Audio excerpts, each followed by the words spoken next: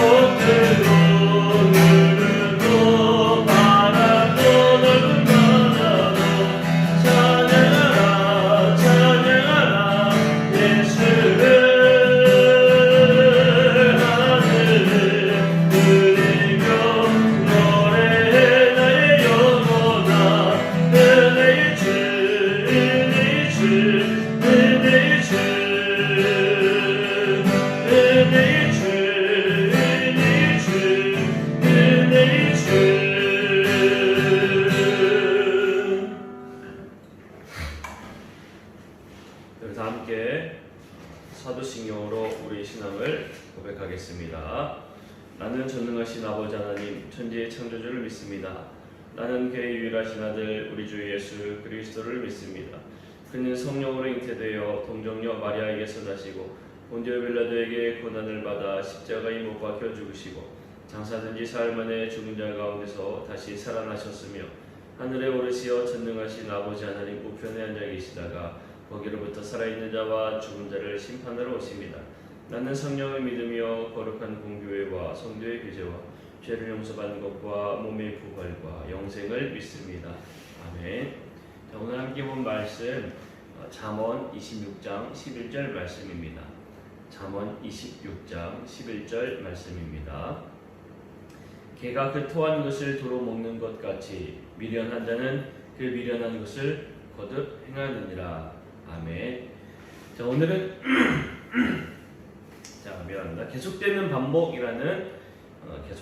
반복이라는 제목으로 함께 말씀을 나누겠습니다. 여러분, 역사란 무엇입니까? 인류의 역사.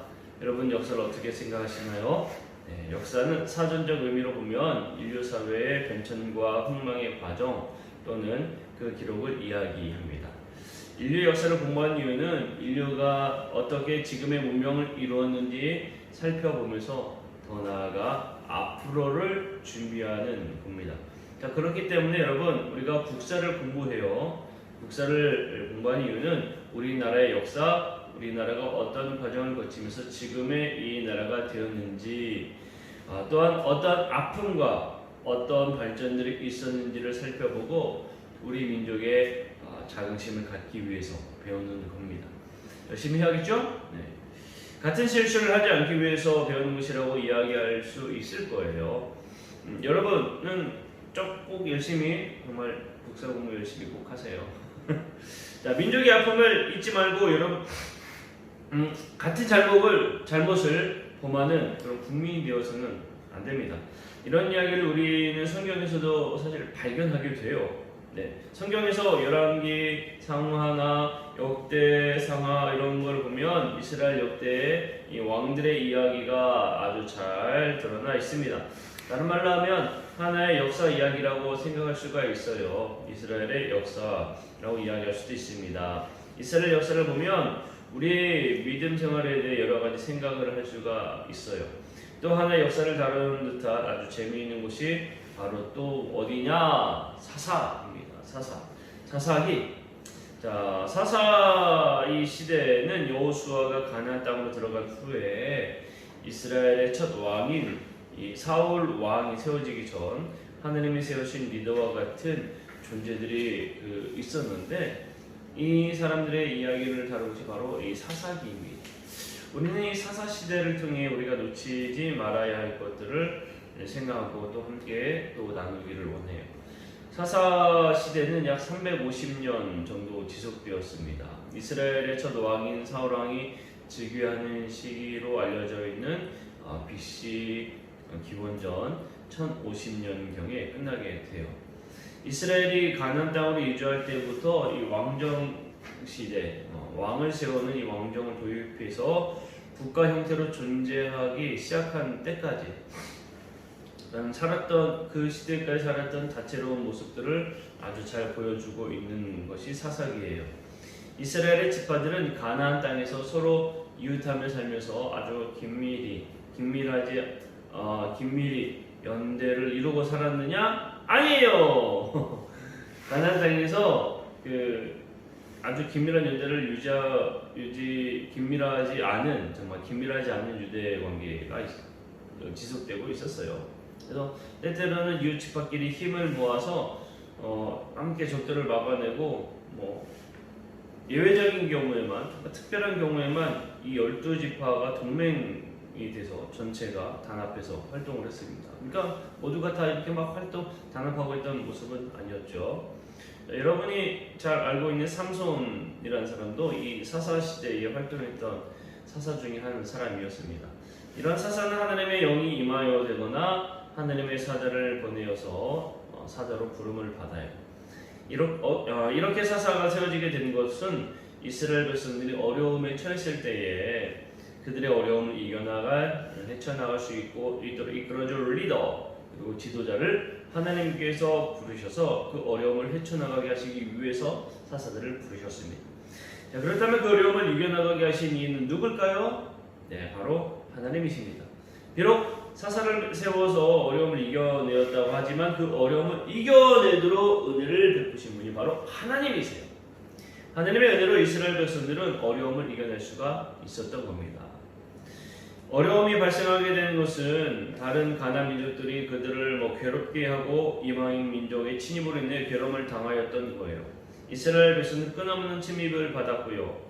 하나님께서는 사사를 세우셔서 그들을 물리쳤어요. 더 이상 어려움이 없어야 하는데도 불구하고 계속적인 이런 어려움이 이스라엘 백성들에게 다가왔어요. 그렇기 때문에 한 사람이 아닌 여러 사람의 사사들이 발생하게 된 것입니다. 왜 그런 걸까요? 그것은 다름이 아닌 이스라엘 백성들의 반복적인 죄악 때문에 그렇습니다. 한 번 죄로 끝나는 게 아니라 계속적인 똑같은 죄를 범하는 거예요. 이스라엘 백성들의 계속적인 이 범죄함으로 인해서 그때마다 하나님께서 이스라엘 백성들을 치셨어요. 야, 너 좀 돌아와. 너네 그 길 아냐? 이놈들.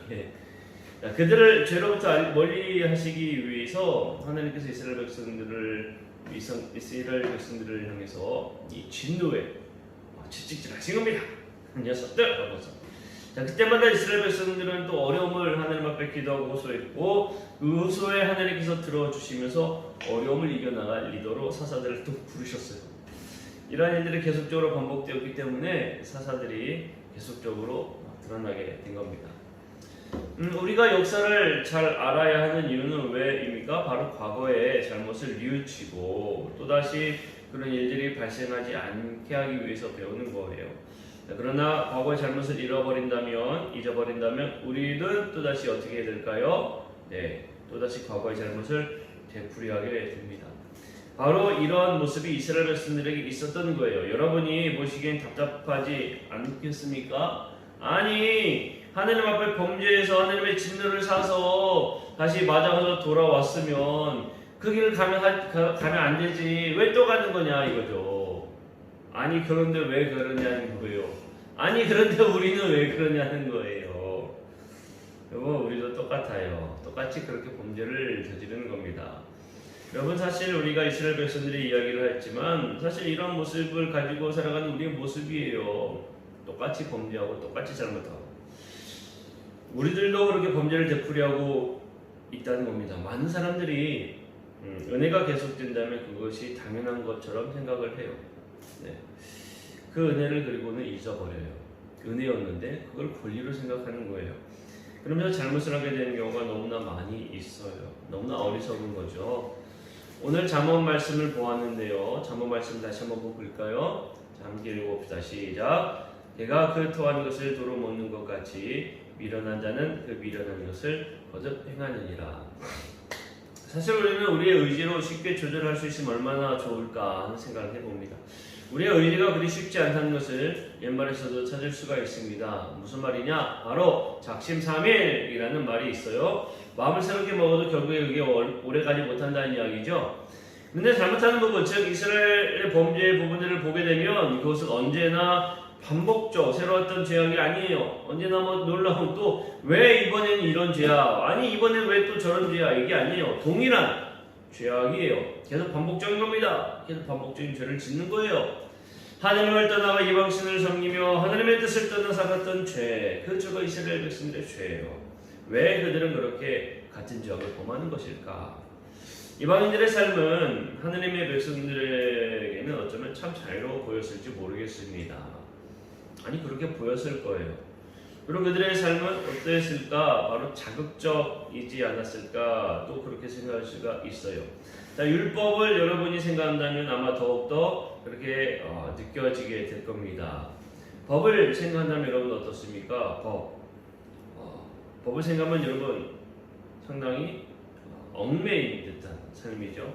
항상 규정에 맞춰 살아간다면 참 힘들겠다라는 생각을 할 거예요. 하나의 예를 들어볼까요? 바로 길을 건너면 편한데 횡단보도를 건너야 돼. 준법 정신이 정말 강하면 어떻게 해야 되겠어요? 횡단보도 건너가야죠. 그죠? 그냥 그 길을 가로질러 가면 불법이에요. 무단 횡단 아닙니까? 무단 횡단이에요. 그런데 여러분 멀리 돌아서 횡단보도를 가는 사람이 많지 않아요. 그냥 갑니다. 안 됐는데 또 그래요.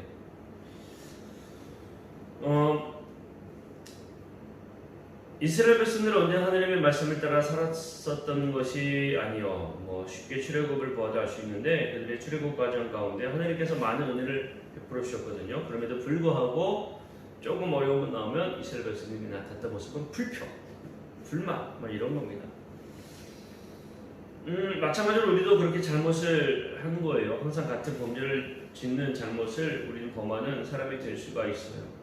틀린 것은 언제나 같은 것에서 틀리죠. 네. 여러분 시험 보면 왜 똑같은 문제에서 틀린지 몰라요. 네. 잘못을 범해도 항상 그렇게 범하는 겁니다. 그러나 그 모든 것을 끊을 수 있어요. 그것은 바로 하나님이 함께 하시고 하나님의 은혜가 여러분에게 있다면 그건 가능합니다. 이스라엘 백성들이 잘못을 범했을 때에 잘못을 멈추는 바로 하나님의 은혜를 입은 사람이 있을 때 가능했어요. 하나님의 은혜를 입은 사람, 그 사람이 하나님의 뜻을 바로 알아서 범죄를 알게 되었고 그 범죄한 것을 끊을 수가 있었던 겁니다. 사사들을 생각해보면 쉽죠. 사사들이 발생하게 된 것은 하나님 이스라엘 백성들이 잘못해서 범죄했을 때 그들의 잘못을 치하기 위해서 보내는 사람이 바로 사사였습니다. 그렇다면 이제 이야기가 쉽습니다. 여러분, 우리의 잘못을 끊을 수 있는 사람은 오직 하나님의 영이 임하는 사람입니다. 하나님의 영이 임하는 사람. 여러분이 그 주인공이 될 수 있습니다. 여러분들은 그 주인공이 됐습니다. 아니, 될 수 있어요. 하나님께서 여러분과 함께 한다면 여러분도 여러분의 잘못을 끊고 하나님의 뜻대로 살아갈 수가 있습니다. 그렇기에 여러분은 하나님의 뜻을 간구하고 하나님의 말씀을 언제나 간구하며 사랑해야 됩니다. 여러분 얼마나 하나님의 말씀을 사모하고 있습니까?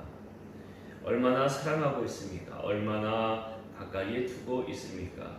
하나님의 말씀을 가까이에, 정말 가까이, 여러분 곁에 여러분 가까이에 늘 두시기를 바랍니다. 이 세상은 너무나 많은 죄가 있어요. 세상으로 눈을 돌리면 얼마나 좋은 것들이 많이 있는지 몰라요. 많은 것들이 여러분들을 우리를 유혹합니다. 그러나 그 유혹에 넘어가서는 안 돼요. 웬만하면 여러분이 유혹에 넘어가는 순간, 왜냐하면 여러분이 유혹에 넘어가는 순간 여러분의 영혼은 죽습니다. 죽어요. 목숨이 아니라 영혼이 죽어요. 영혼이 죽어요. 당장은 느끼지 못할지 몰라요. 여러분 정작 하나님을 만나게 될 때에는 이미 느끼게 되는 겁니다. 세상의 좋은 것들은 하나님으로부터 멀어지게 해요. 세상이 정말 우리를 즐겁게 하는 것들, 쾌락적인 것들, 자극적인 것들, 간단히 휴대폰도 그렇고요. 여러분, 이것은 이미 이런 것들은 좋은 인간관계를 또 끊어버리기도 합니다. 우리에게 참 도움을 주는 것 같은 핸드폰도 사실은 정이라는 것을 잃어버리게 만들었어요. 사람과 사람이 대면을 해서 함께 나눌 때 정이 생기는데 그런 것이 아닌 그냥 매체를 통해서 하기 때문에 정이라는 것들은 사라졌고 서로의 관계는 많이 소홀해지게 되었습니다. 많이들 봐보세요. 눈을 보면서 이야기하기보다 핸드폰으로 이야기하는 게 더 편하다고 이야기할 정도니까요. 이 세상에서 주변을 돌아보지 않게끔 우리를 만들고 있어요. 자, 여러분의 목적도 잃어버리게 돼요. 그것이 세상이에요. 그러한 잘못을 여러분 또다시 범하게 되는 겁니다. 하나님을 떠난다면 결국 그런 삶을 살아가게 되는 거예요. 그러나 하나님을 만난 여러분은 이제 더 이상 의미 없는 삶이 아니라 의미가 있고 뜻깊은 삶을 살아갈 수가 있습니다. 그리고 더 이상 오늘 본문처럼 똑같은 잘못을 범하는 사람이 되지 않을 수 있어요. 뿐만 아니라 여러분이 이 세상에 그 잘못을 끊을 수 있는 사람이 될 수 있습니다. 세상에서 여러분을 축복할 거예요. 이제 여러분이 세상을 다시 올바른 길이 무엇인지 알려줄 수 있는 삶을 살 수가 있을 겁니다.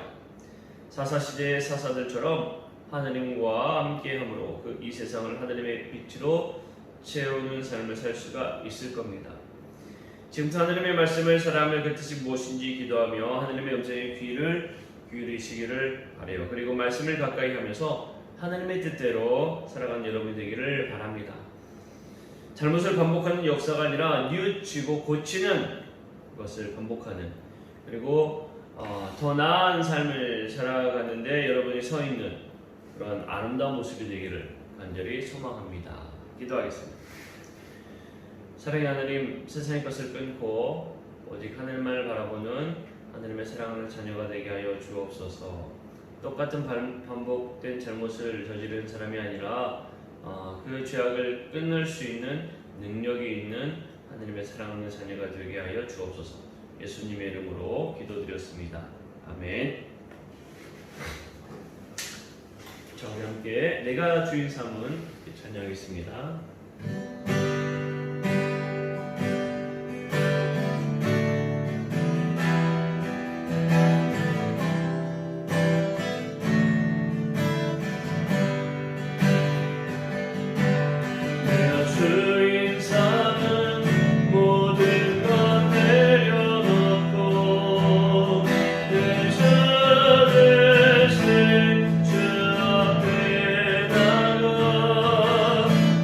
사랑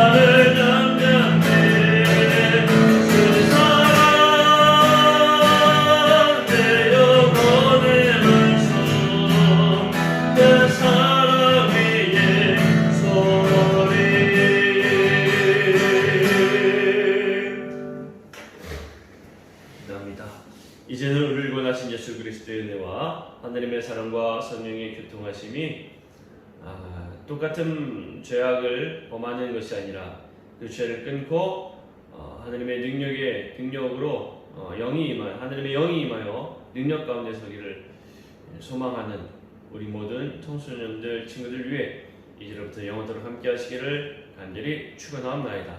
아멘. 자, 우리 사랑하는 청소년 여러분, 6월 이제 곧 마지막 주가 다가오죠. 우리 마지막 주에는 드라이브스루 여러분 기억하고 있죠? 네, 드라이브스루 한 번 더 할 거예요. 여러분들 오후에 오후 시간에 선생님들로부터 연락 받으면 그 오후 짧은 시간이지만 함께 꼭 만났으면 좋겠습니다. 그리고 7월 첫 주에는 이제는 예배 드릴 거예요. 여러분 7월 첫 주부터는 꼭 예배 드리니까 꼭 기억하고 7월 첫 주부터 다시 만나길 바랍니다. 자, 그러면 한 주간도 승리하고요. 잘 지내길 바라요. 자, 안녕.